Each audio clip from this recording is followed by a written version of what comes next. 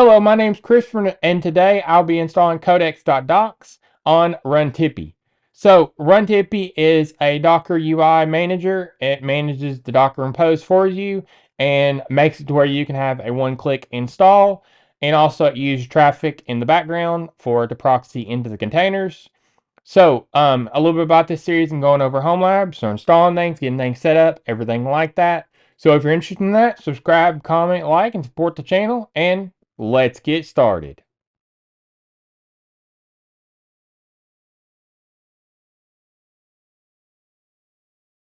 So this is what we will be installing today, CodeX.Docs.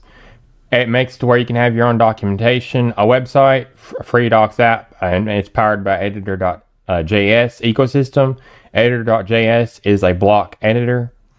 So this is what it looks like.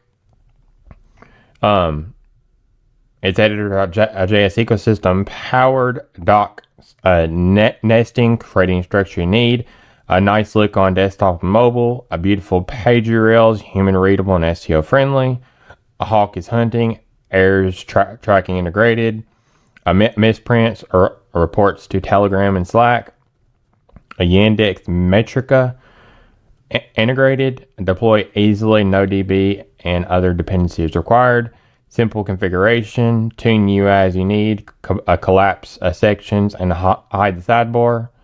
So this is what it looks like. So we'll get to explaining the Docker Compose over on Runtipi. So now we will start on the Runtipi App Store, and this holds all the apps for Runtipi. So I'm going to go into apps right here, and then I'm going to go down to CodeX Docs right here, and the data directory holds the default config for CodeX Docs, which is needed, and then the metadata holds the description for the App Store and the logo, and then the config.json holds the config for the App Store. So the ID, the version, the categories, the description, short description, author, source, the form fields that can be asked. So the auth password, the codex DB password, the codex auth secret. So these are dynamic variables, env variables.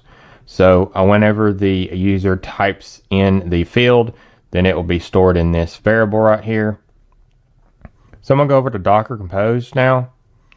And so version 3.2 of Docker Compose is being used. Services, and then the service underneath the service is called CodeX Docs. And then the container name's CodeX Docs. And then the image is coming off of GitHub, and then Codex Team, CodeX.Docs, and then the version tag. So the port mapping is the app port for Runtipi, a dynamic variable, and then in the container is 3000. A restart and let stop. So if you stop it for any reason, it will not try to restart, but if it fails or any other reason, it will try to restart. I'm going to set some environment variables, so app config auth password, app config auth secret, and app config a database driver. So these I've gotten from the config.json. The dynamic variables. So, and then the MongoDB config is set up. So we're going to set some volumes. So the app data directory dynamic variable for the Runtipi path to where it has the data in it. So data uploads, and then this is on the host side, and then in the container is USR source app uploads. And same thing with this, the host side and the host side. And this is on the container side and on the container side. Now this is a file, but if we saw that in the data directory right here, docs config, this is mounting that file onto the container side right here. So the networks are Tipi main network. And then we're going to set up labels for traffic. And then, so the codex DB down here. So container name is CodexDB. The image is Mongo coming off Docker Hub because there's no URL before this, like up here. So we know it's coming from Docker Hub. It's going to do the latest tag. It's going to get the latest tag. And a restart always. So if you stop it or if it fails or anything, it'll always restart. The environment variables are in it, a username, Tippy, and then the password is set from the config.json over here when it asks the user. And the networks is running on Tippy main network, so these containers can access each other. So that's a little bit about how the Docker Compose works. So I wanted to let you know about the Big Bear Club. You can join it, and it greatly supports this channel, and I very much appreciate it. So if you'd like to join the Big Bear Club, you can go down the YouTube description and go to my Ko-Fi link and join it from there. So let's get back to registered programming. So now we'll start on our Runtipi dashboard, and I'm going to go over to App Store, and then I'm going to search code and then CodeX Docs right here. And you'll see the information, what you saw in the repository over there. And here's the information. Here's what port it'll be listing on. And I'm going to install it now. And it'll ask you for the password. I'm going to just put password because this isn't production. So you need to put a stronger password in there if you like. So I'm going to install now.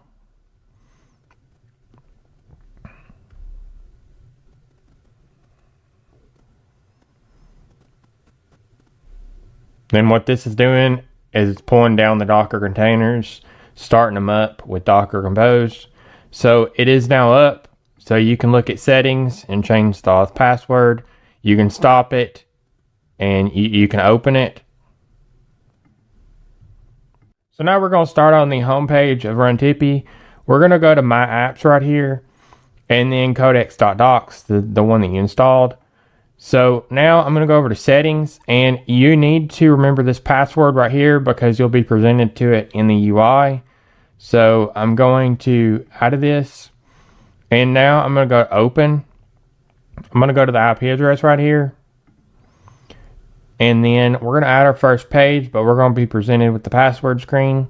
So now the password that I just showed you, you need to enter right here. You will have a different password, probably not. Hopefully you're not using password. So now I'm going to log in. So now I'm going to add a page, and we're going to add a root page. So I'm going to say Big Bear Home, and then I'm going to add another root page. So I'm going to say this is root page.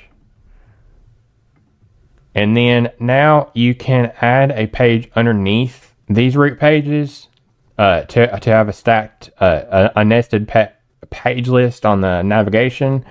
So you can go ahead and put an about page underneath Big Bear Home right here. And you can see it over in the sidebar now. So you can go back and forth between the home and the root page right here. You can also go into the about page, go to edit. And then if you don't want it nested under Big Bear Home, you can go into right here and you can change it to root page. And then you can also change the alias, and you can also add a content. So I'm going to save. And now the about page has moved from Big Bear Home to under root page right here. So you can also go into Big Bear Home. You can go to add page, and then I'm going to say delete me. So this is another root page. So I'm going to go and edit, and then now you can delete the doc. So you can delete this, delete me. So that's how to delete pages. You can also expand the sidebar and re-expand it. So I hide it and then show it. You can also go up here to search box and you can search. So the about page, you can also search for just home. So now it shows the root page only. So that's how to get CodeX Docs working, and I showed you a little bit about the UI. So I just went over step by step on getting CodeX.Docs running on Runtipi. I went over the installation, showing it installed at the end, going over the UI a little bit. So if you like this tutorial, subscribe, comment, like, and support the channel. And if you have any video suggestions or you need support, you can go down to the Big Bear community and join our Discord. There's a link in the YouTube description. So stay tuned for more.